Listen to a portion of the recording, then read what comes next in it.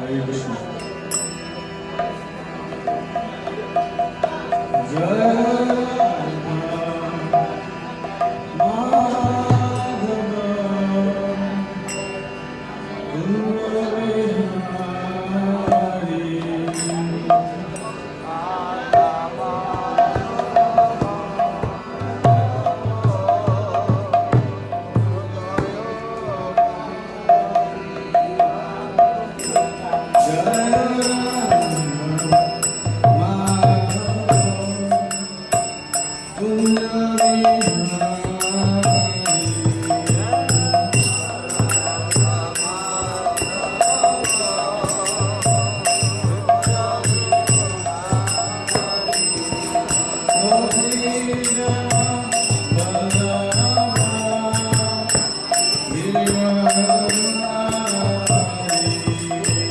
Govinda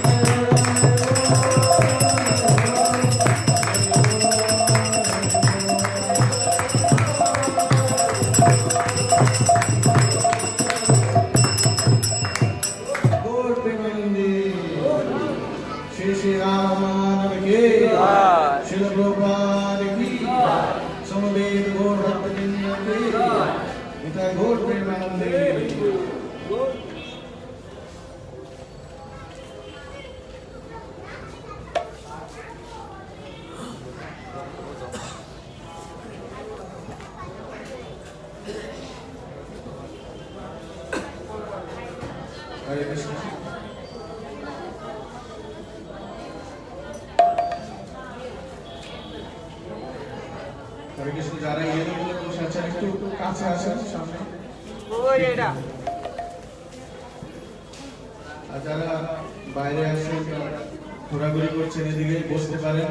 ভগবানের বাণী সকলের মঙ্গলের জন্য।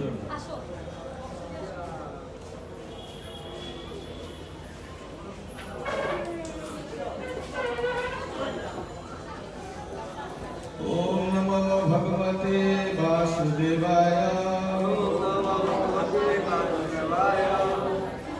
ओम नमो भगवते वासुदेवाय। ओम नमो भगवते वासुदेवाय।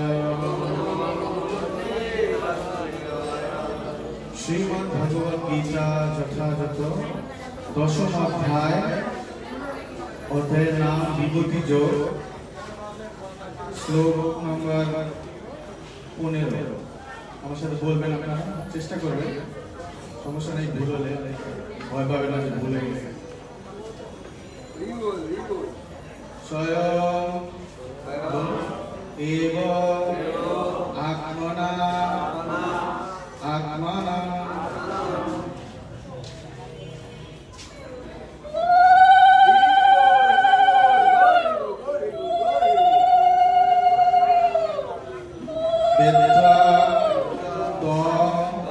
पुरुषोत्तम भूत भावना भूतेश देवदेव जगत्पते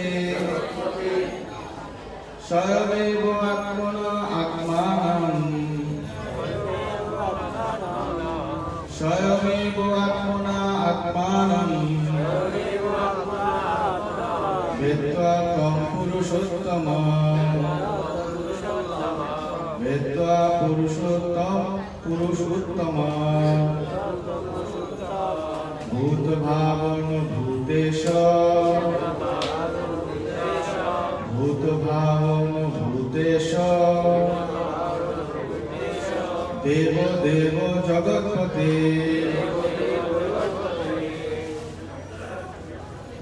शब्द बोलबो स्वयं स्वयं एव অবশ্যই আত্মনা নিজে আত্মানা নিজেকে বেত্বা জ্ঞান ত্বা তুমি পুরুষোত্তম হে পুরুষোত্তম ভূত ভাবনা হে সর্বভূতের উৎস ভূতেশ হে সর্বভূতের ঈশ্বর দেবদেব দেবতাদের দেবতা জগৎপতে হে বিশ্বপালক।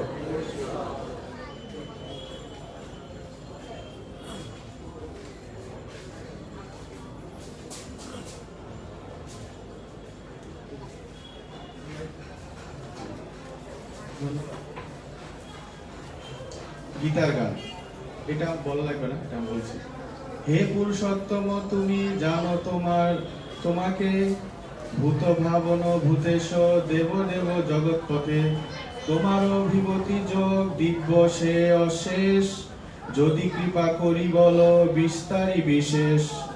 অনুবাদ এবং তাৎপর্য করেছেন ইসকন প্রতিষ্ঠাতা আচার্য এসি ভক্তিবেদান্ত স্বামী শিল প্রভুপাদ কি। বলবেন অনুবাদ। হে পুরুষোত্তম হে ভূত ভাবনা হে ভূতেশ হে দেবদেব হে জগৎপতে তুমি নিজেই তোমার চিৎ শক্তির দ্বারা তোমার ব্যক্তিত্ব অবগত আছো। তাৎপর্য শ্রবণ করবেন দয়া করে। অর্জুন ও অর্জুনের অনুগামীদের মতো যারা ভক্তির মাধ্যমে ভগবানের সঙ্গে যুক্ত তারাই কেবল পরমেশ্বর ভগবান শ্রীকৃষ্ণকে জানতে পারেন। নাস্তিক ও আসরিক ভাবাপন্ন মানুষেরা কখনোই শ্রীকৃষ্ণকে জানতে পারে না।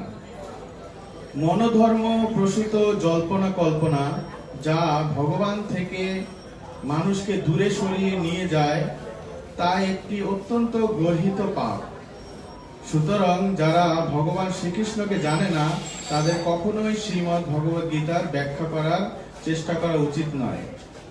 শ্রীমদ্ ভগবদ গীতা হচ্ছে শ্রীকৃষ্ণের বাণী এবং যেহেতু তা কৃষ্ণ তত্ত্ব বিজ্ঞান, তা আমাদের শ্রীকৃষ্ণের কাছ থেকে বুঝতে চেষ্টা করা উচিত, ঠিক যেভাবে অর্জুন তা বুঝেছিলেন।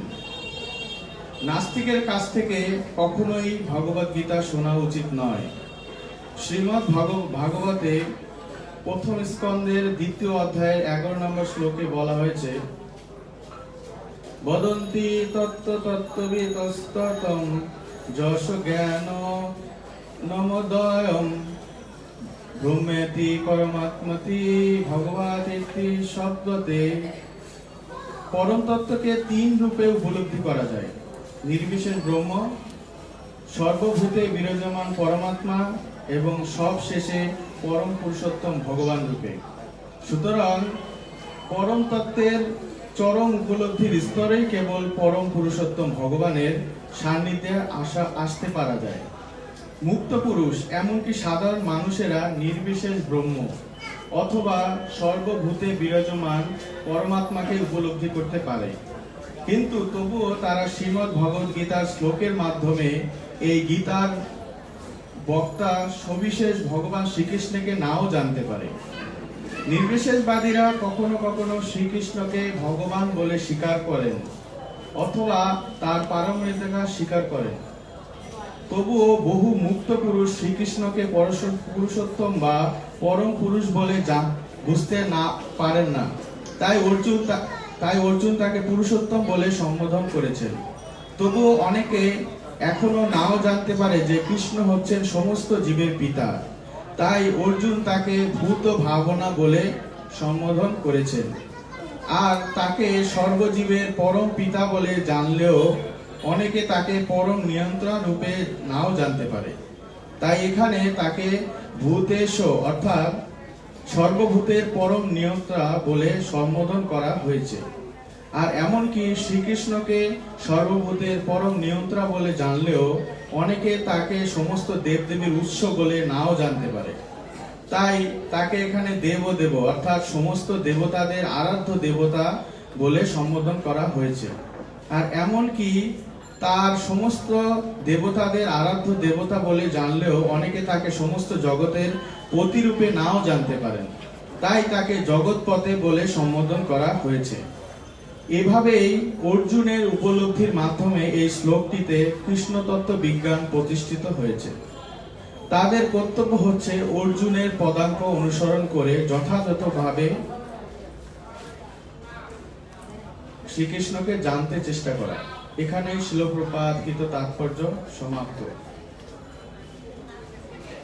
ওম অজ্ঞানতিমিরান্ধস্য জ্ঞানাঞ্জনশলাকয়া চক্ষুরুন্মিলিतं येन তস্मै শ্রীগুরুবে নমঃ।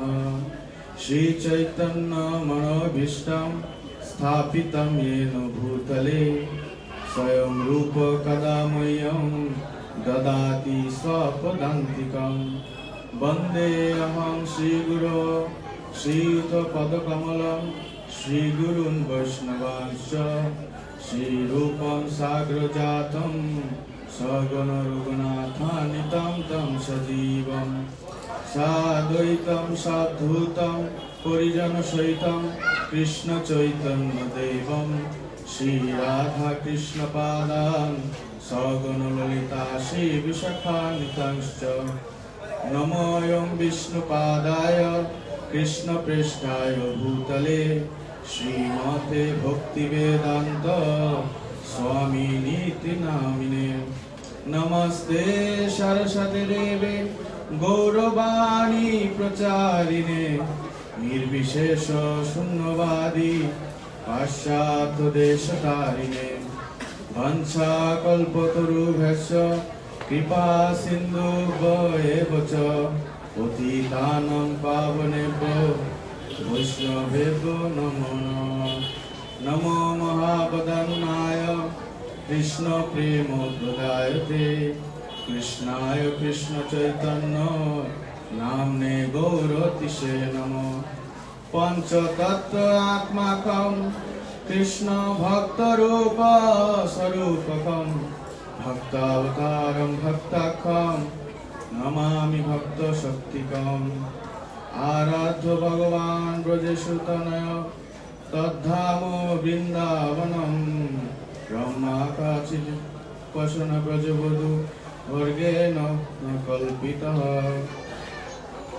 श्रीमद्भागवतं प्रमाणम् अमलं प्रेमा प्रमार्थो महान् श्रीचैतन्य महाप्रभु मदमिदं तत्रागरत नापरः हे कृष्ण करुणा सिंधु दीनबंधु जगत्पते गोपेश गोपिका कांत राधा कांत नमोस्तुते तप्त कांचन गौरांगी राधे वृंदावनेश्वरी वृषभानुसुते देवी प्रणमामि हरिप्रिये जय श्री कृष्ण चैतन्य प्रभु नित्यानंद श्री अद्वैत गदाधर शिवासादि गौर भक्तबिंद हरे कृष्णा कृष्णा कृष्णा हरे हरे हरे राम राम राम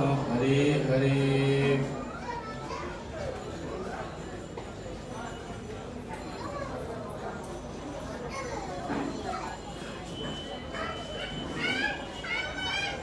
हरे कृष्ण सकलके असंख्य धन्यवाद এই সন্ধ্যাকালীন ভগবত গীতা শ্রবণ কীর্তনে অংশগ্রহণ করার জন্য।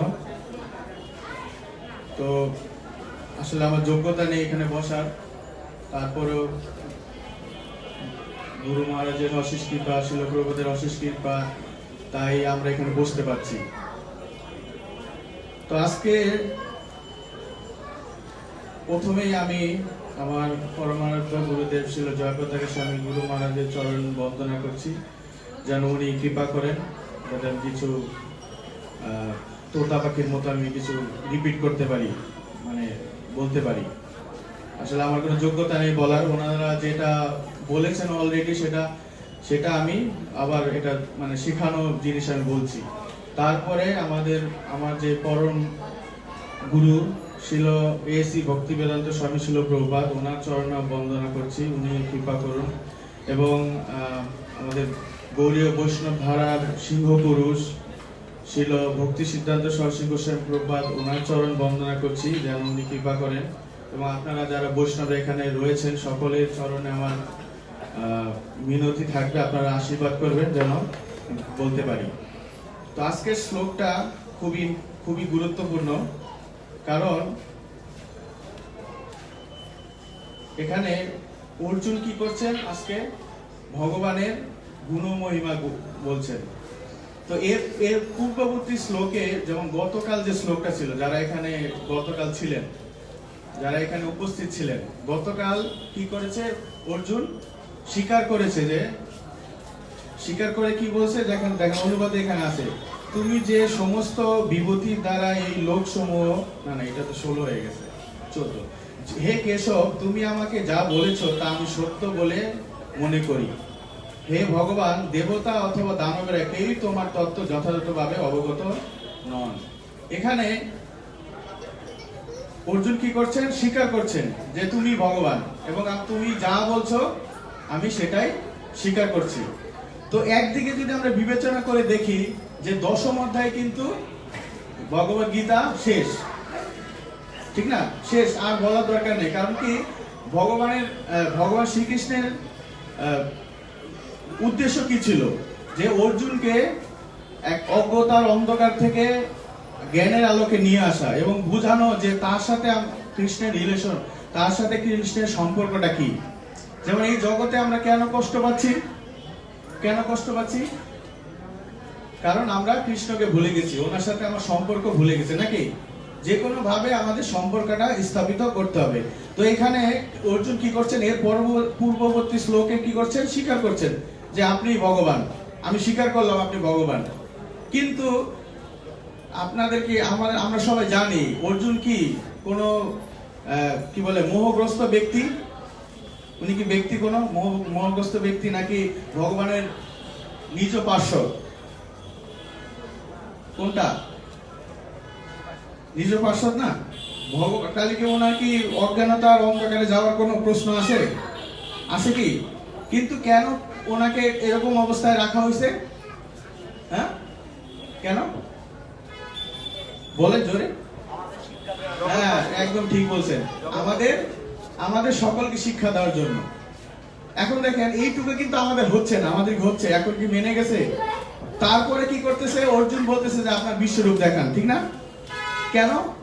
কারণ আমরা অর্জুনকেও কি করতেছি না, অর্জুনের কথা আমরা মানতেছি না। আমরা কিন্তু ইচ্ছা করলে অর্জুনকে মেনে নিতে পারি, ঠিক না? যে অর্জুন বলছে আমরা মেনে নেই, ঠিক আছে? কিন্তু কলিযুগে একটা বিশেষ গুণ কি? গুণ হলো এটাই যে আমরা কেউ কর্তৃত্ব মানতে চাই না, যে কারো অধীনে আমি থাকবো, ঠিক না? আমাদের কি এরকম ভালো লাগে? ভালো লাগে না। কিন্তু আমার মনে হয় যে আমি স্বাধীন থাকবো। কিন্তু একটু বিবেচনা করে দেখেন, একটু চিন্তা করে দেখেন, ছোটবেলা থেকে শুরু করে আপনি যখন ছোট ছিলেন, এখানে যারা বসে আছে সবাই কি ছোট ছিলেন না? নাকি উপর থেকে ভগবান আপনাকে এইভাবে পাঠাইছে যে যাও এইভাবে করে তুমি উপর থেকে পাঠাইছে আর কলেজে চলে গেছে, ইঞ্জিনিয়ারিং ইনস্টিটিউটে বা মেডিকেল ইনস্টিটিউটে চলে গেছে, ভগবান এখান থেকে পাঠাইছে তুমি চলে যাও, এরকম বলছে কেউ? প্রথমে আসে কি করতে, কি শিখতে হচ্ছে তাকে? এই যে এই মায়ের কোলে একটা বাচ্চা আছে, ওর প্রথমে কি শিখতে হচ্ছে? একটু বড় হলে চিন্তা ওকে শেখানো হচ্ছে কোথায় বাথরুম করবা, ঠিক না? সে কোথায় বাথরুম করে? বিছানায় বাথরুম করে। মোবাইল গুলো একটু ই করে রাখবেন, এটা খুব ডিস্টার্ব করে। তো ওকে কি করতে হয়? শিখাইতে হয় কোথায় প্রস্রাব করবা, কোথায় পায়খানা করবা, কোথায় খেবা, কিভাবে খাবা, ঠিক না? শিখাতে হয় না? তা আমরা কি করতেছি? সবাই শিখতেছি না? ছোটবেলা থেকে কিন্তু আমাদের শিক্ষা শুরু হয়েছে কিনা? কারো মাধ্যমে তো আমি শিখছি নাকি? বাবা মা ছাড়া কি সম্ভব ছিল? নাকি আমরা হয়তোবা পরবর্তীতে আমরা কি করি? বাবা মাকে ভুলে যাই, যে না বাবা মা আমাদের জন্য কিছুই করে নাই, তুমি কি করছো, তুমি কিছুই করো না, আমি অনেক কিছু জানি। কিন্তু বাবা মা ছাড়া কি আমরা এটা করতে পারতাম? সম্ভব ছিল কি? তাহলে এই জগতের কোনো কিছু জ্ঞান অর্জনের জন্য কি করতে হয়? কারো মাধ্যম নিতে হয়, ঠিক কিনা? এখন দেখেন এখানে শিল প্রভুপাদ বলতেছে যে আপনার চির শক্তি দ্বারা খালি আপনি শুধু নিজেকে জানতে পারেন, অন্য কেউ জানতে পারে না। কেন? কারণ কি? যারা কোনো অথরিটি মানে না, মানে যারা কোনো কর্তৃপক্ষ মানে না, কারো অধীনে থাকে না, তারা কি করে? তাদের জন্য খুব কঠিন ভগবানকে জানা, ঠিক আছে? তো কিভাবে আমরা জানবো? প্রশ্ন আসতে পারে। আমাদের তো সবার জানার আগ্রহ আছে, ভগবানকে জানতে চাই, ঠিক না? সবার এখানে আছে কিনা? এখানে কেমন আছে যে না জানার অধিকার নাই, আমি শুধু শুধু বসে আছি এখানে? আছে এরকম কেউ? হাত তোলেন। জানার অধিকার নাই, জানার কোনো ইচ্ছা নাই? অধিকার আছে, মানে জানার ইচ্ছা, সরি আমি অধিকার বলছি, জানার ইচ্ছা নাই, ইচ্ছা আছে। আমি বলছি যে যাদের নাই তারা হাত তোলেন সবাই। জগন্নাথ বলদেব সুভদ্রা মাইয়া কি যায়, রাধা গোবিন্দ কি যায়, শিল প্রভুপাদ কি যায়। সবাই আমরা কি এখানে জানতে এসেছি। এখন কিভাবে জানবো? কিন্তু আমি উপায়টা বলার আগে আপনাদেরকে আমি বলবো যে আসলে জানলে কি হয়। যেমন এই জগতে আমরা কি করি? সবাই কোনো কিছু করার আগে, কোনো কর্ম করার আগে কি করি? আমরা কি চিন্তা করি? প্রথমে একটু বুকে বলেন। হ্যাঁ, ফলে চিন্তা করি, একদম ঠিক। আগে কি চিন্তা করি? ফলের চিন্তা, নাকি? যেমন চাকরি করার আগে কি চিন্তা করি? হ্যাঁ, বেতন কত টাকা আমি পাবো। না 5,000 টাকা হবে না, আমাকে 10,000 দিতে হবে, না যাবো না। ফলের আশা করি না আমরা সবাই? তো আগে আমি আপনাদেরকে আমার নিজের কথা বলছি, আপনাদের কারোর কথা বলছি না। আমার এটা যেমন আমি মন্দিরে যখন আসি চিন্তা করি যে না কিছু যদি না পাই অন্তত প্রসাদ তো পাবো, খাইতে ভালোই লাগে, ঠিক না? আমি এরকম ভাবি। তো সেই জন্য আমি আপনাদেরকে আগে বলবো যে আসলে ভগবানকে জানলে কি ফল, কি লাভ হয়, ঠিক আছে? দুই রকম লাভ হয়। একটা হলো এই জড়জাগতিক বা এই জগতে টিকে থাকার জন্য, জগতে বেঁচে আছি আমরা যতদিন, সেই জায়গায় একটা লাভ হয়। আর দ্বিতীয় হলো আমি যদি মরে যাই, মরে যাওয়ার পরেও কিন্তু লাভ আছে। যেমন অনেকে আছে আমরা ভগবানকে মানি না, মানে কি বলে আমরা এই পুনর্জন্ম বিশ্বাস করি না, ঠিক না? আমরা মরে গেলে আর নাই, তো এখানে শিল প্রভুপাদ একটা সুন্দর উদাহরণ দেন এই পুনর্জন্ম আছে এটাকে বোঝানোর জন্য। যেমন আপনারা সবাই এখানে স্কুলে পড়াশোনা করছেন, সবাই আছে, কেউ স্কুলে এখনো যায় নাই? সবাই, আচ্ছা। সবাই কি ক্লাস 5-6 এ সবাই টেন্স পড়ছেন না? টেন্স, টেন্স মানে কি? কাল আমি কিন্তু আপনাদেরকে ইংলিশ শিখাচ্ছি এখন, ইংলিশ টিচার এখন, ভগবত গীতা টিচার বাদ দিয়া। সবাইকে আমরা টেন্স পড়ছি না? আচ্ছা, টেন্সের মধ্যে কয়টা টেন্স ছিল? 3টা। এখানে আমার জীবনে একটা হাস্যকর একটা ব্যাপার আছে। আমার এক বন্ধু ছিল, তো সে কোনো পড়াশোনা করতো না, জানতো না। পরে স্যার টেন্স পড়াইছে, তো জিজ্ঞাসা করছে, লাঠি হাতে, স্যারের হাতে লাঠি ছিল। এখন তো স্যাররা লাঠি ধরলে অবস্থা খারাপ, জেলখানায় যেতে হবে। তখন স্যাররা খুব পিটাইতো। তো ওরকম গাধা স্টুডেন্টও কিন্তু পড়ালেখা শিখতো। এখন তো ভালো ভালো স্টুডেন্টরা পড়ালেখা শিখতে পারছে না। তো কি হয়েছে, ও বলতেছে যে বলো টেন্স কয় প্রকার? বলছে 5 প্রকার। টেন্স কি 5 প্রকার? সে বলতেছে টেন্স প্রকার ভয়ে। তো আচ্ছা, ওদিকে আমি না গেলাম। আচ্ছা, টেন্সে কি প্রথম টেন্সটা কি? Present tense. একদম ঠিক, প্রেজেন্ট টেন্স মানে বর্তমান, আজকে আমি আছি এখানে, কিছু কি খাইলাম, এটা হচ্ছে টেনশন, প্রেজেন্ট টেন্স না? পরে কি? পাস্ট টেন্স মানে গতকাল কি খাইছি নাকি? আর আরেকটা কি আছে? ফিউচার টেন্স আছে। আপনারা বলতেছেন তো আছে, নাই কেন? না, আমি তো মরে গেলে কিছুই নাই, তার মানে কি ফিউচার টেন্স নাই? কি ফিউচার টেন্স আছে কিনা? প্রভুপাদ বলতেছেন যদি আমাদের বর্তমান ঠিক থাকে, অতীত ঠিক থাকে, তাহলে ভবিষ্যৎ কেন থাকবে না? ঠিক না? একটা কমন সেন্সের ব্যাপার যে ভবিষ্যৎ কেন থাকবে না? ভবিষ্যৎ অবশ্যই থাকবে। আমি যে কর্ম করব আজকে, সেই কর্ম ফল আমি কালকে পাবো। নাকি আজকে যদি একজনকে মারেন, কালকে 10 দিন পরে মারবে না আপনাকে? 10 দিন না হোক, 1 মাস পরে আপনাকে মার কিন্তু দেবে, তার ভিতরে কিন্তু জ্বলতেছে আগুন, অবশ্যই মারবে। তো সেই জন্য আপনার এই বর্তমানের কর্মফল আপনাকে ভবিষ্যতে নিয়ে যাবে। বোঝা যাচ্ছে? তো এই জন্য ভগবান এই শ্লোকে, একটা শ্লোকে বলতেছেন কি, যে এই জগতে যতদিন আমি থাকবো, যদি আমাকে কেউ জানে, তাহলে সে সুখী থাকতে পারবে। কোন শ্লোক কেউ বলতে পারে? দেখি কেউ কতটা পড়ছে, কে কতটুকু? সর্বধর্মান পরিত্যাজ্য। সর্বধর্মান পরিত্যাগ করলে কি হবে? শরণাগত হবে। তারপরে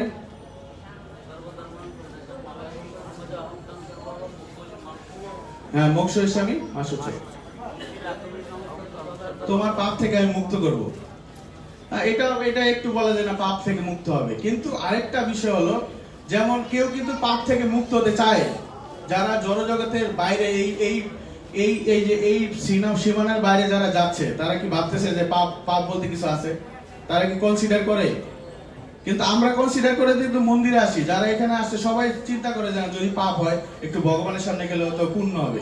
চিন্তা করে না কিন্তু একটা জিনিস চিন্তা করে কিনা সবাই? শান্তির চিন্তা করে না কি? আপনারা সবাই কি শান্তির চিন্তা করেন নাকি, যে আমি শান্তি পেতে চাই?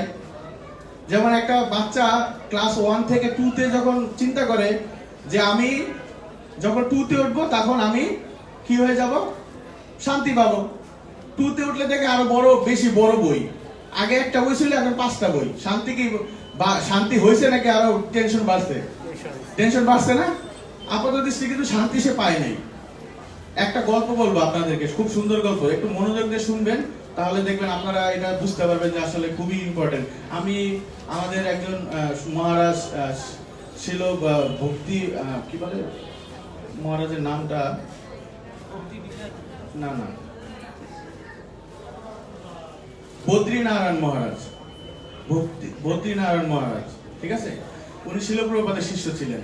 উনি ওনার জীবনে 60 বার ভগবত গীতা পড়ছেন। 60 বার। কয়বার? 60 বার। এখন চিন্তা করলে কেমন গা শিরশির করে না? আরে বাবা, 60 বার।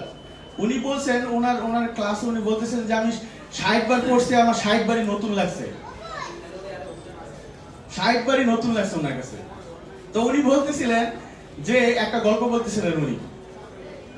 তো একজন কৃষক, যেমন যারা আপনারা সবাই গ্রামের সাথে পরিচিত, তো গ্রামে কি যার জমি নাই, সে কি করে? অন্যের জমিতে কাজ করে না? কি বলে সেটা? তাকে বর্গা দেয়। তো যখন বর্গা নেয়, সে কি অনেক পরিশ্রম করে না? কেন পরিশ্রম বেশি করে? কারণ কি, তাকে ডাবল ডাবল ফসল ফলাতে হবে, কারণ কি তাকে কিছু দিতে হবে, তারপরে তার কাছে কিছু রাখতে হবে নাকি, সেজন্য সে বেশি কষ্ট করে। এখন সে কষ্ট করে যখন ফসল ফলায়, পরবর্তীতে কে আসে ধান নিতে? মালিক নিতে আসে। হ্যাঁ ঠিক, মালিক নিতে আসে। মালিক নিয়ে আসে, বলে কিন্তু আমার ভাগেরটা দাও। তখন তখন কি আছে, তখন এই যে যে কৃষক সে ভাবে, ইস আমি যদি একটু মালিক হইতে পারতাম তাহলে আমি সুখী হইতে পারতাম। আমি আসলে সুখী না, আমি এত কষ্ট করি, আমার সবকিছু আমার মালিকে নিয়ে যায়, তা আমি মালিক যদি হইতে পারতাম খুব ভালো হতো। পরে মালিক যখন এই যে ফসল যখন ঘরে নেয়, তখন রাজ্যের যে রাজা, সেই রাজা কি করে, সেনাপতি কি করে, করদাতা কর নেয় না, কর যে আদায় করে তাকে পাঠায় দেয়। পরে সেই কর যে নিতে আসে সে, হরে কৃষ্ণ, কথা বলবেন না, কথা বলবেন আপনি, হয় আপনি বলবেন না আমি বলবো, একজন আমি মাইক দিয়ে আপনাকে, আপনি বলেন। তো করদাতা এসে কি করে, বলে আপনি এখানে, আপনি যে একজন নাগরিক সেই হিসাবে এইগুলো দেন, ট্যাক্স দেন।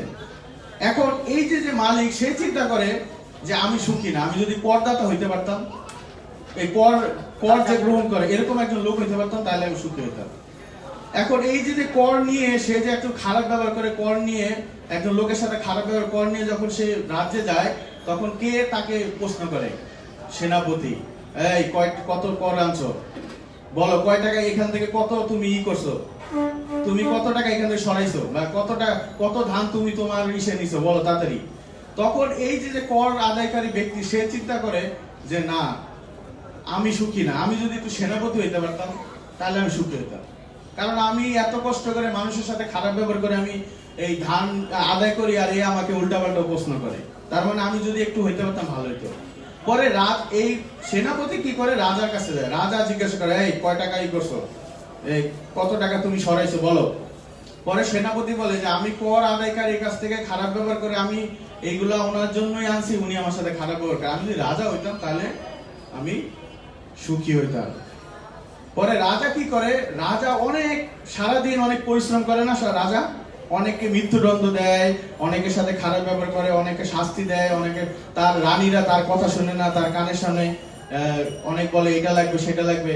তো রাজা কি করে, খুব ক্লান্ত হয়ে সে তার জানলাটা খুলে, তার যে মহল, তার জানলাটা খুলে দেখে যে ওই দূরে জমিতে একজন কৃষক কি করতেছে, ধান লাগাচ্ছে। তো সে মনে মনে ভাবে যে আমি কৃষক হইতে পারতাম তাহলে আমি সুখী হইতাম, আমি আসলে সুখী না, এত ঝামেলা কি সহ্য করা যায়?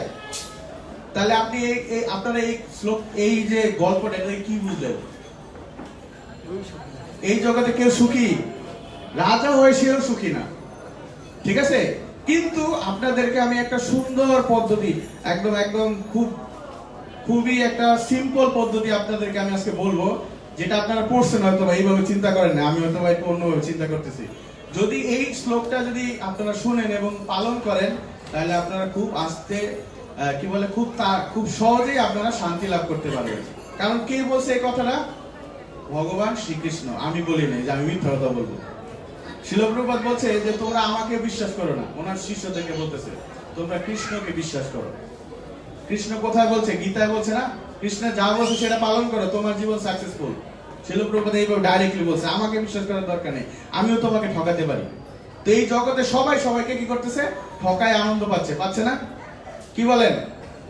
সবাই সবাইকে ঠকাচ্ছে না, সেই জন্য কি হচ্ছে, আপনাদেরকে কি করতে হবে? ভগবানের শুনতে হবে। তো শ্লোকে পঞ্চম অধ্যায়ের 29 নম্বর শ্লোকে ভগবান বলতেছে কি, ভোক্তারাম যোগ্য তপসাম সর্বলোক মহেশ্বরম সুহৃদম সর্বভূতানাম জ্ঞাত্তামাম শান্তি মৃচ্ছতি। শান্তি কথা আছে কিনা? কি বলেন? ওখানে কি অনুবাদে কি আছে? আপনারা পড়ছেন হয়তোবা, অনুবাদে কি আছে? যে যারা কি করতে পারে, আমাকে ভোক্তা, আমাকে সব কিছুর ভোক্তা। কিন্তু আমরা কি করি? আমরা নিজেদেরকে ভোক্তা মনে করি, ঠিক না? যে না, আজকে রান্না করছে আমি খাবো এটা, এই আজকে সুন্দর রান্নাটা করো, আজকে ধোকা রান্না করো, আমার খুব ভালো লাগে। কিন্তু ভগবানের কি ভালো লাগে? এবং সব যজ্ঞের ফলের প্রাপ্তি মানে কে পাবে? ভগবান শ্রীকৃষ্ণ। যদি এটা কেউ পায় তাহলে কি হয়? যোগীরা কি কয়? শান্তি পায়। আমরা কি সবাই যোগী না? কি আমরা যোগী না? কি প্রভুরা যারা বসে আছেন নিউ ডিপার্টমেন্ট, আপনারা কি যোগী না? আমরা কি যোগী? হ্যাঁ, ভক্তি, একদম কারেক্ট, ভক্তি যোগী। তো যদি আমরা সবাইকে আমরা শান্তি পাচ্ছি, শান্তি চাইছি না? আমরা সবাই শান্তি চাই না? তো কি করতে হবে আমাদেরকে? আমাদের জীবনের ভিতরে, আমাদের জীবনে আমাদের কি করতে হবে? আমাদের কি ভগবানকে রাখতে হবে, ভগবান শ্রীকৃষ্ণকে। ঠিক আছে? তো এখন যদি আমরা ভগবানকে পরিমাপ করতে যাই যে না ভগবানকে আগে খুঁজি, তাহলে তো অনেক সময় লাগবে। যদি আমরা অর্জুনের কথা মতো চলি, অর্জুনের কথা মতো শুনি, যেমন এই শ্লোকের পূর্ববর্তী শ্লোকে যদি আমরা তার কথা মতো মানি, তাহলে কিন্তু আমাদের সলভ হয়ে যাবে। যেমন একটা উদাহরণ দেই, মনে করেন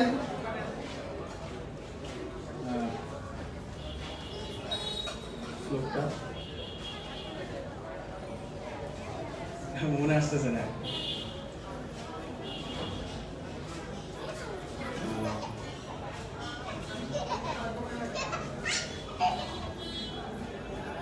আচ্ছা, তো আপনি যদি চিন্তা করেন যে শিল প্রভুপাদের সবচেয়ে ফেমাস উদাহরণ এটা, আমি আরেকটা ছিল আমার কাছে, ওটা আমার মনে আসতেছে না, তো আমি এটা বলতেছি যে যদি কেউ তার পিতাকে জানতে চায় তাহলে কার কাছে প্রশ্ন করবে? মায়ের কাছে, সবচেয়ে সহজ। এখন যদি সে চিন্তা করে যে না আমি সবার ডিএনএ টেস্ট করবো এই জগতে আমার বাবাকে খুঁজতে গিয়ে, এটা কি অনেক সময় সাপেক্ষ হবে কিনা বলেন? কি অনেক সময় লাগবে না? সেই জন্মে কি পারবে? পারবে না। তাই কি করা উচিত? তার মাকে জানা উচিত। তো আমাদের মাতৃরূপ কি? আমাদের শাস্ত্র, ভগবত গীতা, ভাগবতম, তারপরে কি বলে আমাদের সাধু, যারা আমরা বৈষ্ণবীয় ধারায় আছি, তাদের কি করা উচিত? তিনটা জিনিস আপনারা লিখে নিতে পারেন, যে নোট করতেছে, তিনটা জিনিসকে আমাদেরকে করতে হবে। যদি আপনি কিছু মানতে চান, যার তার কথায় মানবেন। আমি একটা বলে দিলাম, মানার দরকার নেই। তিনটা জিনিস যখন একসাথে হবে তখন মানবেন। একটা হলো কি? সাধু, গুরু আর শাস্ত্র। বোঝা যাচ্ছে? পূর্বতন আচার্যদের কথা, সাধু যারা, যেমন শিল প্রভুপাদ, ভক্তি সিদ্ধান্ত সরস্বতী গোস্বামী প্রভুপাদ, আমাদের যারা গুরুবর্গ আছেন তারা, তারপরে আছেন কি আমাদের গুরুদেব, তারপরে শাস্ত্র। যদি এই তিনটা একসাথে হয় তখনই একটা বিষয় আমাদেরকে বিশ্বাস করা উচিত, না অথবা না। বোঝা যাচ্ছে? তারপরে দেখেন দ্বিতীয়, এবার যারা পুনর্জন্মকে বিশ্বাস করেন যে না আমি মরার পরে আমার একটা গতি হবে, কোন গতিতে যাব আমি, সবাই বিশ্বাস করেন কিনা? এখানে বিশ্বাস করেন যে আমি কোথায় যাব, এরপরে আমি যাব। তো সেখানে একটা শ্লোক ভগবান বলছেন, 4:9 নম্বর শ্লোক, জন্ম কর্ম চমে দিব্য এবং ইয় ব্যক্তি তত্ত্বতঃ তত্ত্বা দেহাম পুনর্জন্ম নৈতি মাম ইতি স। আচ্ছা, ভগবানকে জানলে কি করতে হয়? কি হয় না? পুনর্জন্ম হয় না। আর আসতে হবে এখানে, কষ্ট করতে হবে কি? আর কষ্ট করতে হবে না। তো জানলে কি কত ইম্পর্টেন্ট না? ঠিক না? এখন দেখেন এরপরে প্রশ্ন আসবে কি, যে কিভাবে আমি জানবো? এখন কিভাবে জানার আগে আমি আপনাদেরকে বলি যে কারা জানতে পারবে না। ভগবান এইটাও বলছে গীতায়, এইটাও বলছে কোথায়?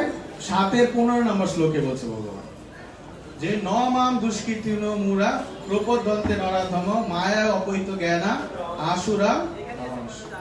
এই চারজন ব্যক্তি কি করতে পারে না? আমাকে কোনোদিনও জানতে পারে না। কারা কারা? কারা? যারা নরাধম, যারা মূঢ়, যারা আসরিক ভাবাপন্ন, যাদের চিন্তা ভাবনা, যাদের চেতনা মায়ার দ্বারা অপহৃত, তারা কখনো কি করতে পারে না? ভগবানকে জানতে পারে না। না জানতে পারলে কি হবে? আমি একটু আগে বলছি, কিন্তু দেখি আপনারা শুনছেন কিরকম। যদি আমরা এই জগতে ভগবানকে জানতে না পারি কি হবে? বারবার জন্মগ্রহণ করতে হবে, বারবার জন্ম করতে হবে। আরেকটা বিষয় একটু বলছি, শান্তি আমরা পাবো না। পাবো কি? ভগবান কি বলছে? কত নম্বর শ্লোকে বলছে? মনে রাখবেন যে 5:29 নম্বর শ্লোকে বলছে যে যদি কেউ আমাকে জানে সে অবশ্যই, যোগীরা কি করতে পারে? শান্তি লাভ করে। এখন দেখেন কারা জানতে পারে। পরবর্তী 7:15-তে বলছে কারা জানতে পারে না, আর 7:16 নম্বরে ভগবান বলতেছে কারা জানতে পারে। চতুর্বিদ চতুর্বিদ ভজন্তে মাম জানম সুকৃতেন অর্জুন তত জিজ্ঞাসু আর্ত জিজ্ঞাসু অর্থার্থী জ্ঞানী চ ভারতস্য। চারজন ব্যক্তি জানতে পারে, কারা কারা? আর্থ, অর্থার্থী, জ্ঞানী আর জিজ্ঞাসু। এর মধ্যে কে ভালো সবচেয়ে? যে জ্ঞানী, যে জ্ঞানের আহরণ করে। ঠিক আছে? যেমন আপনারা যারা নতুন ডিপার্টমেন্ট আছেন তাদের এসে বলবো যে জ্ঞানটা খুব গুরুত্বপূর্ণ দেবে, শিল প্রভুপাদের গ্রন্থগুলো খুব ভালো মতো পড়বেন। কারণ কি, এটা আপনারা শুনবেন না, এটা ওনাদের জন্য, আমি কিছু মনে করবেন না। যেহেতু ওনাদের আপনাদের জীবনের লক্ষ্য কি জানেন? আমি একসময় ভালো ব্রহ্মচারী হবো, নাকি একজন ভালো বৈরাগী হব, কি ঠিক না? সবার এটাই তো ইচ্ছা, কি আমি সঠিক বলছি তো? তো আমরা সবাই ভাবি কি যে না, যখন আমি সাদা কাপড় থেকে আমার লাল কাপড় হবে তখনই আমি ভালো বৈরাগী হয়ে যাব। সেটা কিন্তু ভুল। বৈরাগী মানে হলো যার রাগ নাই। রাগ মানে কি? রাগ কোথা থেকে আসে? আসক্তি থেকে। বোঝা যাচ্ছে? এখন দেখেন কিভাবে আপনি বৈরাগী হতে পারবেন। খুব সহজ একটা থিওরি আপনাদেরকে দেবো আজকে, হয়তো আপনি পরে এর আগে শুনছেন কিনা, আমি এটা আমার রিয়েলাইজেশন থেকে বলতেছি। সেটা হলো ভক্তি দেবীর দুইজন সন্তান আছে। কে কে বলতে পারেন? জ্ঞান আর বৈরাগ্য, একদম ঠিক। আচ্ছা, প্রথমে কি? জ্ঞান। তারপরে জ্ঞান না হলে বৈরাগ্য আসবে? তারপরে ভগবানকে বলতেছে অর্জুন যে ভগবান আমার মন কন্ট্রোল করতে পারছি না। কি করতে বলছে? অভ্যাস আর বৈরাগ্য। কিসের অভ্যাস করতে বলছে এখানে ভগবান? কি বলেন? জ্ঞানের অভ্যাস। জ্ঞানের অভ্যাস করবেন তো কি হবে? বৈরাগ্য আপনার মধ্যে অটোমেটিকলি আসবে। কিভাবে আসবে আমি সেটাও বলে দিই। যেমন যদি আপনি কালো চশমা পরেন কিরকম দেখবেন দুনিয়াটা? রঙিন চশমা পরলে তারপরে সাদা সাদা সাদা চশমা পরলে সাদাই দেখবেন। আচ্ছা, আমাদের এই দুনিয়াটা কিরকম ভাবে দেখতে হবে? কাদের চোখ দিয়ে? কার চোখ দিয়ে? জ্ঞানের চক্ষু। এবং আমাদের আচার্যদের চক্ষু দিয়ে দেখতে হবে। কার চক্ষু দিয়ে? সুখদেব গোস্বামীর চোখ দিয়ে দেখতে হবে। সুখদেব গোস্বামী এই দুনিয়াকে কিভাবে দেখছে আমাদের সেভাবে দেখতে হবে। আমার মতো করে দেখলে হবে না। আমাদের আচার্যরা কিভাবে দেখছেন, আমাদের আচার্যরা কিভাবে, ওইভাবে দেখতে হবে। তাহলে যদি আমি জ্ঞান না থাকে আমার ভিতরে, তাহলে তো আমি দুনিয়াতে সবকিছু আমার ভোগের বস্তু দেখবো না, যদি আমার জ্ঞান না থাকে। বুঝতে পারছেন? তাহলে আমি যদি একটা ভালো কোট পরেও থাকি, ভালো কাপড় পরেও থাকি, কিন্তু আমার মধ্যে জ্ঞান নাই, তাহলে কি আমার বৈরাগ্য আছে? বুঝতে পারছেন? সেজন্য কাপড়টা ম্যাটার না, আমাদের কি দরকার? জ্ঞানটা অনেক ম্যাটার। আপনার শ্রী চৈতন্য মহাপ্রভুর জীবনে আপনারা দেখছেন যে উনি ওনার সন্ন্যাসের আগে উনি কি করছেন আপনারা জানেন? হ্যাঁ, না টোলে পড়াতেন। উনি শুধু জ্ঞান আহরণ করছেন আর জ্ঞানের তর্ক করছেন। মানে জ্ঞান দিয়ে সবাইকে হারাইছেন না, এরকম না? উনি কি এরকম দেখছেন যে না অনেক প্রচার করছেন? উনি কখন প্রচার করছেন? যখন উনি সন্ন্যাস নিছেন, ওনার গুরু যখন ওনাকে আশীর্বাদ করছে তখন। সেই জন্য প্রচার, গুরুদেবের আশীর্বাদ ছাড়া কি হয় না? প্রচার হয় না। এটা ভুল ধারণা। শিল প্রভুপাদ যখন আমেরিকা গেছেন, কার কৃপায় গেছেন? কার আশীর্বাদে? ওনার গুরুদেবের আশীর্বাদে কিনা? তো এই জন্য আপনারা জ্ঞান অর্জন করবেন। বলছে যে ব্রহ্মচারী আশ্রম হলো ছাত্র জীবন, সব সময় জ্ঞান অর্জন। এই যে যেমন এখন আমাদের একজন ভক্ত আছেন কমলাপতি প্রভু, চেনেন? উনি খুবই ফেমাস এই মায়াপুরে। তো উনি যেখানে কিছু পান সেখানে বসে পড়েন ক্লাসে। উনি কোনো কিছু দেখেন না। দেখা গেল একজন আমাদের পরিক্রমার সময় আমাদের একজন গৌরীয় মঠের একজন সন্ন্যাসী, উনি কথা মানে লেকচার দিচ্ছেন, উনি খাতা কলম নিয়ে বসে পড়ছেন। বুঝতে পারছেন? উনি কিন্তু কখনো বলেন এই এখন বলা শুরু হয়েছে। আপনারা যখন ইউটিউবে খুললে দেখবেন ওনার সব লেকচার, এবং উনি বললে মানুষ এত আনন্দ পায়। কারণ কি? উনি আগে কি করছেন? হ্যাঁ, আগে জ্ঞান আহরণ করছেন, তারপরে বলতেছে। এখন ওনাকে যখন জিজ্ঞাসা করছে প্রভু আপনি কোথা থেকে জানেন, বলছে আরে এইগুলো তো আমি সব আগে আমি করছি, মানে আমার কাছে করছি, এখন তোদের কাছে ছাড়তেছি, এরকম ভাবে বলে, তুই করে বলে, খুব সুন্দর করে। ওনার লেকচার গুলো দেখবেন খুব মজাদার, ওনার সবাই হাসে। ঠিক আছে? তো আমি আপনাদেরকে জাস্ট এটা অ্যাড করার জন্য আমি এটা বললাম। কারা পারে না এবং কেন পারে না? এই যে আসরিক ভাবাপন্নরা কেন পারে না ভগবানকে জানতে? কেন? ভগবানকে মানা সহজ না? এই যে ভগবত গীতা আছে, পড়েন, জানা যাবেন তো। কি সহজ না? কি প্রভু সহজ না? অনেক। এই যে গীতা আছে, তো দাম কত? এটার দাম এখন 600 টাকা, 600 টাকা ব্যবহার করলে জেনে ফেললেন, সমস্যা কি? তারপরে কত ইউটিউবে আছে, এইটা আছে সেইটা আছে, জানেন সমস্যা কি? অনেক ইজি তো, জানা যায় না কেন? এখানে দেখে শিল প্রভুপাদ কিন্তু আমাদেরকে ওয়ার্নিং দিচ্ছে যে যদি যারা কৃষ্ণকে জানে না তাদেরকে শ্রীমদ ভগবত গীতার ব্যাখ্যা দেওয়া উচিত না। আসলে আমার এখানে বলছে ব্যাখ্যা দেওয়া উচিত হচ্ছে না, ঠিক আছে? বলছে যে আগে আমাদেরকে জানতে হবে ভগবানকে। কিন্তু আসরিক ভাবাপন্নরা কেন জানতে পারে না? সেখানে শ্লোকে ভগবান বলতেছে, ঠিক আছে? ভগবান শ্লোকে বলতেছে কি? শ্লোকে বলতেছে যে নাহম প্রকাশম সর্বস্ব যোগ মায়া সমাবৃত মূঢ় হয়ম নাবি জানাতি লোক মাম যম অব্যয়ম। এটা হলো 7-25 নম্বর শ্লোক, ঠিক আছে? এখানে অনুবাদে ভগবান বলছেন, অনুবাদে শিল প্রভুপাদ বলছেন যে আমি মূঢ় ও বুদ্ধিহীন ব্যক্তিদের কাছে কখনো প্রকাশিত হই না। তাদের কাছে আমি আমার অন্তরঙ্গা শক্তি যোগমায়ার দ্বারা আবৃত থাকি, তাই তারা আমার অজ ও অব্যয় স্বরূপে জানতে পারে না। বোঝা যাচ্ছে? যারা আসরিক ভাবাপন্ন, যারা ভগবানের সাথে সম্পর্কযুক্ত, সন্তুষ্ট হয়ে যদি আপনাকে না বলে, তাহলে ভগবান আপনাকে যদি নিজেকে প্রকাশ কৃপা করতো, ভগবানেরও আশীর্বাদ হয়ে যেত, সবাই জানতে পারতো। তো এই জন্য বলছে যারা মূঢ় ব্যক্তি তাদেরকে ভগবান কি করে না? প্রকাশিত করে না নিজেকে। এখন দেখেন এই লাস্ট পয়েন্ট, আর সময়ও খুব অল্প আছে, তো লাস্ট পয়েন্ট আমি সেটা বলবো যে কিভাবে জানবেন। যারা জানতে চান তাদের জন্য ভগবান দেখেন খুব সুন্দর সুযোগ দিচ্ছেন যে কিভাবে জানা যায় ভগবানকে। দুইটা শ্লোকের মাধ্যমে আমি বুঝাবো আপনাদেরকে, দুইটা শ্লোকের মাধ্যমে। একটা হলো 10 নম্বর শ্লোক, 10ম অধ্যায় 10ম নম্বর শ্লোক। ভগবান বলতেছে কি? তেষাম শতক রুক্তানাম ভজন্তে প্রীতি পূর্বকম দদামি বুদ্ধি যোগন্তম ইয়েনো মাম উপায়। যারা কি করে আমার ভক্তিতে সবসময় ব্যস্ত, মানে তাদের সম্পূর্ণ ইন্দ্রিয় দ্বারা আমার সেবায় ব্যস্ত, তাদের কি করি? আমি বুদ্ধি যোগ দান করি। এর পূর্বে শ্লোকে কি বলছে? যে আমি কি করি? প্রকাশিত হই না, ঠিক না?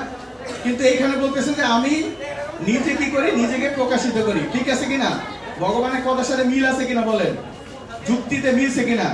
যদি যুক্তি ছাড়া কথা বলে তবে না, সবাই যুক্তি চায় যে আচ্ছা আপনি যুক্তি কি দেখাবেন, বাইরের লোকেরা তর্ক করে যুক্তি দেখান। যুক্তি আছে কিনা বলেন? বলতেছে যে আমি অসুর ব্যক্তির কাছে আমি নিজেকে প্রকাশিত করি না। কিন্তু এখানে ভগবান বলতেছে কি? যারা আমার সাথে সম্পর্ক যুক্ত, যেমন একজন ব্যক্তি, মনে করেন একজন চেয়ারম্যান সবাইকে ভালোবাসে। চেয়ারম্যান সবাইকে ভালোবাসে না? সবাই তার ঠিক না? তার জনগণকে ভালোবাসে কিনা? আচ্ছা, উনি যদি ওনার স্ত্রীকে একটু বেশি ভালোবাসে, ওনার ছেলেকে একটু বেশি ভালোবাসে, মানুষ কি তাকে খারাপ বলবে? হ্যাঁ, খারাপ বলবে যে না আপনি একটা খারাপ লোক, আপনার স্ত্রীকে কেন ভালোবাসতে গেলেন? তো স্ত্রীকে ভালোবাসে কারণ হলো যে স্ত্রী সারাদিন তার পিছনে লেগে থাকে, কি খাবেন, কি করবেন, এটা লাগবে সেটা লাগবে, করেন না? তো যারা ভক্ত তারা কি করে? সারাদিন এই যে যারা পূজারি, দেখেন তো খাওয়ার টাইম আছে কিনা? সারাটা দিন ভগবানের পিছনে লেগে আছে। ভগবান যদি বলে যে না খাবো না, তাও খাইতে হবে তোমাকে জোর করে, ঠিক না? তো বলছে যে যদি সম্পর্ক যুক্ত আমি না হই, তাহলে কিভাবে করে ভগবান আমার কাছে প্রকাশিত হবে? আমাকে আগে কি বুঝতে হবে? আমার সম্পর্ক বুঝতে হবে ভগবানের সাথে। আমি হলাম কি? দাস, আর ভগবান কি? প্রভু। যেমন শিল প্রভুপাদ একটা খুব বিখ্যাত উদাহরণ দেন। একটা সমুদ্রের জল কিরকম টেস্ট? কেমন? লবণাক্ত, লবণ। আচ্ছা, ওইখান থেকে যদি 1 গ্লাস জল নিয়ে আসেন, কেমন লাগবে? মিষ্টি লাগবে? কেমন লাগবে? লবণ লাগবে না? তাহলে আচ্ছা, সাগরটা কেমন? অনেক বিশাল, আর গ্লাসটা কিরকম? ছোট। তা আমরা কি? আমরা ছোট, আর ভগবান হলেন কি? অনেক বিশাল। যেমন আমার হাত, আচ্ছা আমার হাত কি আমি আমার নামে ডাকলে হবে? হ্যাঁ, যেমন আমার নাম মৃদঙ্গ মুকুন্দ দাস, আপনারা যদি আমার হাতকে বলেন যে মৃদঙ্গ মুকুন্দ দিকে আসো, তাহলে আসবে? সে হলো অংশ, কিন্তু আমি হলাম কি? পূর্ণ, ঠিক না? আমার পুরো বডি। তো আমাকে আমার এই হাতের কাছে হলো আমার সেবা করা। এখানে যদি মশা পড়ে, আমাকে হাতকে বলতে হবে এই হাত জায়গা থাপ্পড় দাও, নাকি অটোমেটিক চলে যাবে? বোঝা যাচ্ছে? তো এই জন্য আমাদের কি করতে হবে? আগে ভগবানের সাথে আমাদের সম্পর্ক স্থাপন করতে হবে। যদি আমরা ভগবানকে জানতে চাই, এইটা আগে আমাদেরকে জানতে হবে। বোঝা যাচ্ছে? যেমন শ্রী চৈতন্য মহাপ্রভুর সাথে যখন সনাতন গোস্বামী দেখা হয়েছিল, কি বলছে প্রথম কথা? কি বলছে? বলছে যে আমি কে, আমি তো জানি না, আমাকে একটু জ্ঞান দেন। আমি তো নিজেই জানি না আমি কে। তো প্রথম প্রথম প্রশ্নটা কি? আমি কে। এটা হলো কি বলে, অথার্থ ব্রহ্ম জিজ্ঞাসা। আমি কে, ভগবান কে, আমি কোথা থেকে আসলাম, কোথায় যাব, ভবিষ্যৎ ফিউচার আমার কি হবে, ফিউচার কি উজ্জ্বল নাকি এই কি বলে অন্য কিছু, আমাকে কিভাবে বুঝবো? তো কিভাবে কিভাবে আমাদের উপায় হলো কি, তেষাম শতদুক্তা 10-এর 10 নম্বর শ্লোক বেশি করে পড়বেন, অনেকবার পড়বেন, দেখবেন যে একটা খুব প্রতিদিন মনে হচ্ছে যে নতুন নতুন কিছু পাচ্ছি। একটাকে একবার পড়ে শেষ করে দিলে হবে না। আমাদের মহারাজ 60 বার পড়ছে, তাও নতুন মনে হয়। তাহলে বুঝতে পারেন কতবার পড়তে হবে। তো তারপরে শ্লোকটা কি, 18-55 নম্বর শ্লোক, 18 অধ্যায় 55 নম্বর শ্লোকে ভগবান বলতেছে, ভক্তা মাম অভিজানাতি যাবান যশাস্মি তত্ত্বতঃ তত মাম তত্ত্বত জ্ঞাত্বা বিশতে তদ অদন্তরম। অনুবাদ, ভক্তির দ্বারা কেবল স্বরূপগত ভাবে আমি যেরকম হই সেরূপে আমাকে কেউ তত্ত্বত জানতে পারেন। তাই এই প্রকার ভক্তির দ্বারা তার মানে এই ভক্তির দ্বারা কি করা যায়, ভগবানকে জানা যায়। এখন কিভাবে ভক্তি লাভ করবেন? এর আগে শ্লোকে ভগবান বলতেছে যে সব সময় কি করতে হবে, তেষাম শতযুক্ত, সব সময় কি করতে হবে, ভগবানের সেবায় যুক্ত রাখতে হবে চোখ। যেমন এখানে যারা মন্দির আছেন, যারা মাতাজিরা আছেন, যাদের বাসা খুব কাছে, আপনারা যারা সৌভাগ্যবতী, আর যাদের বাসা কাছে, এবং এনারা তো অনেক সৌভাগ্যবান যারা মন্দিরে থাকেন, সবসময় কি করতে হয়, কি দেখতে পান, ভগবানকে চোখ দিয়ে দেখতে পারেন না? দেখেন কিনা? তারপরে প্রসাদ খান, তারপরে কান দিয়ে কি করে, সবসময় হরে কৃষ্ণ ছাড়া অন্য কিছু আছে? নাই, আছে কি? নাই। কিন্তু বাইরে, যেমন আমি থাকি বাইরে, অনেক কিছু শুনতে হয়, এই সেই অনেক কিছু, খুব ডিফিকাল্ট, অনেক, মানে 24 ঘন্টা ভগবানের সেবা করা খুব কঠিন। এই জন্য মন্দিরের আশ্রমটা স্পেশাল। মন্দিরের আশ্রম স্পেশাল এই না যে আমি একটা ভালো হুন্ডা দিয়ে ঘুরবো, একটা ভালো গাড়িতে ঘুরতে পারবো, একটা ভালো কাপড় চোপড় পরবো, ভালো মোবাইল হবে আমার বড়, এর জন্য না। আমি কি করতে পারবো, এই মন্দিরে থাকলে আমি 24 ঘন্টা ভগবানের সেবা করতে পারবো। তাহলে কি হবে, ভগবানকে আমি জানতে পারবো কিনা? আর ভগবান একটা শ্লোকে বলছেন যে অন্তকালে চ মামে বস স্মরণ মুক্ত কলে বড় ইয়া প্রয়াতি সমদ্ভব ইয়াতি নাস্তিত সংশয়। অন্তকালে কি করবে, যেভাবে ভগবান নিজেকে প্রকাশ করেন সেভাবে ভক্তর কাছে ভগবান কি করবে, ওই অন্তর সময়, মৃত্যুর সময় ভগবান আর সামনে এসে দাঁড়াবে যে দেখো তুমি আমার অনেক সেবা করছো, এখন আমি তোমার দায়িত্বটা নিচ্ছি। নেবে না ভগবান? আপনি যদি এক পা নিচে দেন, ভগবান কি আরেক পা দেবে না? তো যদি আপনি কিভাবে ভক্তি লাভ করতে পারবেন, আরেকটা সুন্দর ওয়ে আছে, সেটা হলো কি, ভগবত ভক্ত সঙ্গেন উপজায়তে। আপনাকে কি করতে হবে, ভগবত ভক্তের সঙ্গ করতে হবে। কিভাবে সঙ্গ করবেন? এখন বলতে পারেন যে প্রভুপাদকে তো আমরা পাইনি, কে বলছে পান নাই, প্রভুপাদ আসেন এখানে বসে সবসময়, প্রভুপাদের তাৎপর্য আছেন না। তারপর অনেকে বলে ভগবান তো নাই, ভগবানকে তো দেখি না, কৃষ্ণকে কিভাবে দেখবো? ভগবান তো ওয়ার্ড, বলছে যে তার ভগবান হলেন চিন্ময়, ওনার সবকিছুই উনি, ওনার যে বাণী সেটা কি উনি না কিনা বলেন? তো সেই জন্য আমাদেরকে এরকম মনে করেন না ভগবান অনেক দূরে আছে, আমার কাছে নাই। ভগবানের যে কথা সেটাই হলো ভগবান। শিল প্রভুপাদের গীতা, শিল প্রভুপাদের বই আমরা সেভাবে তার সঙ্গ করতে পারি। তারপরে যারা আমাদের সিনিয়র ভক্তরা আছে তাদের সঙ্গ করতে পারি, প্রভু আমাদেরকে এই প্রশ্নের উত্তরটা দেন, তার আগে তার সেবা করা উচিত। ঠিক আছে? তো কিভাবে শুরু হয় ভক্তির? প্রথমে শুরু হয় কিভাবে, নববিধা ভক্তি শুরু হয় কিভাবে? প্রথমে 9টা, আমাদের ভক্তির 9টা আছে না, 9টা অঙ্গ। কিভাবে? প্রথমটা কি? হ্যাঁ, শ্রবণম, কানে শুনে। এই যে দেখেন এখানে যারা শুনতেছেন, আমি হয়তো বা অযোগ্য ব্যক্তি, কিন্তু ভগবানের কথা হচ্ছে না এটা, হ্যাঁ? তো কি কিছু তো কাজ হবে নাকি? কিছু কাজ হবে না?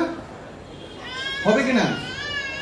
যেমন যখন অভিমন্যু যখন মায়ের গর্ভে ছিল, এই ধরে না, পড়ে যাবে, ওকে ধরেন। তো অভিমন্যু যখন মায়ের গর্ভে ছিল, চক্রব্যূহ কি জানতে পারছে না? জানতে পারছে কিনা? যে বলছে যে কেউ যদি ঘুমায়ও থাকে, তারপরে যদি সে শোনে তাও তার কাজ হয়, কারণ এত দিব্য এই ভগবানের নাম। তো বলছে যে যদি কেউ কেউ শ্রবণ করে মনোযোগ সহকারে, যারা এখানে আছেন আপনারা যারা মনোযোগ দিয়ে শ্রবণ করছেন তাদেরও কিছু সুফল আছে, লাভ আছে, বা আপনারা মানে কি বলে একটা ম্যাজিক বলতে পারেন যে শ্রবণের। সেটা কি? যেমন যখন হরিদাস ঠাকুর, আপনারা হরিদাস ঠাকুর লীলা শুনছেন না সবাই? হরিদাস ঠাকুর যখন হরিদাস ঠাকুরকে যখন একটা এই বেশ্যাকে পাঠানো হয়েছিল, লক্ষ্মীরা নাম, তো বলছে যে আপনি আমার সাথে সঙ্গ করেন, তখন কি বলছিল? হ্যাঁ, যে বলেন আপনি বসেন, আপনাকে টাইম দেবো, আপনি বসেন, আমি একটু আমার নাম জপ করে নিই। তো লক্ষ্মীরা এখানে বসে কি করছিল? বসে বসে শ্রবণ করেছিল। কি চেঞ্জ হয়েছে না? পরে তো হরিদাস ঠাকুর ওনাকে পাক বাড়িতে রেখে বলছে তুমি এইখানে দেখাশোনা করো, আমি গেলাম। ঠিক না? চেঞ্জ হয়েছে কিনা? তাহলে আমরা মনে করতে পারি না চেঞ্জ তো হচ্ছে না, আমাদের সময় তো লাগবে। যেমন আপনি হরিদাস ঠাকুরের মতো শুদ্ধ ব্যক্তিকে আমার মুখ থেকে শুনলে তো আপনি এত তাড়াতাড়ি হবে না, একটু সময় লাগবে। ঠিক আছে? তো হরিদাস ঠাকুরের সামনে থাকলে হয়তো হয়ে যেত। তারপরে আরেকটা উদাহরণ দেই, শিল প্রভুপাদ ভক্তি সিদ্ধান্ত সরস্বতী গোস্বামী প্রভুপাদের কাছে অনেক প্রিয় ছিলেন। কেন বলেন? যারা লীলামৃত পড়ছেন জানবেন কেন। হ্যাঁ, একদম ঠিক। শিল প্রভুপাদ খুব ভালো শ্রোতা ছিল। শিল প্রভুপাদকে যখন বৃন্দাবনে যখন পরিক্রমা হবে, শিল প্রভুপাদকে নিয়ে গেছে একজন ওনার গুরু ভাই, যে উনি হলেন অভয়চরণ বাবু। বলছে ওরাকে আমি জানি, ও খুব ভালো শ্রোতা। বোঝা যাচ্ছে? তো বলছে যে যারা খুব মনোযোগ সহকারে শ্রবণ করে, সে কি করে খুব তাড়াতাড়ি কি করতে পারে, এটা জানতে পারে খুব মনোযোগ সহকারে। তারপরে কি পরীক্ষিত মহারাজ কি করছিলেন? শ্রবণ করছিলেন। শ্রবণের মাধ্যমে তার মুক্তি হয়েছিল কিনা? এখন আমাদেরও টেনশন একটু করে প্রসাদ দেবে, এই 8টা বাজবে, কিন্তু উনি কি প্রসাদের টেনশন করছে যে কোন সময় ঘন্টা বাড়বে? উনি সুখদেব গোস্বামীকে বলতেছে আপনি বলেন, শুধু বলতে থাকেন, আপনার যে এই যে অমৃত আমি পাচ্ছি এটা তো প্রসাদে পাই না। ঠিক না? কি প্রভু, ঠিক না? তারপরে এই জন্য বলছে যে যতক্ষণ পর্যন্ত আপনি শ্রবণ আর কীর্তন না করবেন ততক্ষণ পর্যন্ত লাতিন নাম্বার কি স্মরণ মনে আসবে না, মনোযোগ দিয়ে শুনবেন না, অন্যদিকে মনোযোগ থাকবে। তাহলে কি যখন আপনার টাইম হবে, টাইম মতো কি হবে, আপনি শ্রবণ করতে হবে না। সেই জন্য আমি সকলকে রিকোয়েস্ট করব, আপনারা আশীর্বাদ করবেন আমাকে যেন আমি ভালো মতো শ্রবণ করতে পারি। এবং শিল প্রভুপাদ দেখেন লাস্টে বলছে অর্জুনের পদাঙ্ক অনুসরণ করে যথাযথভাবে কৃষ্ণকে জানতে চেষ্টা করা উচিত। তো আমরা যদি এইভাবে শ্রবণের মাধ্যমে আমরা যদি ভগবানের কথা এবং সব সময় যদি সেবায় যুক্ত থেকে যদি ভগবানের বাণী, ভগবানের কে জানার চেষ্টা করি, এটাই আমাদের জীবনের লক্ষ্য, নাকি অন্য কোনো লক্ষ্য হওয়া উচিত? ভগবানকে জানলে তো আমাদের টিকিট পেয়ে গেলাম, একদম আর আশা লাগবে না।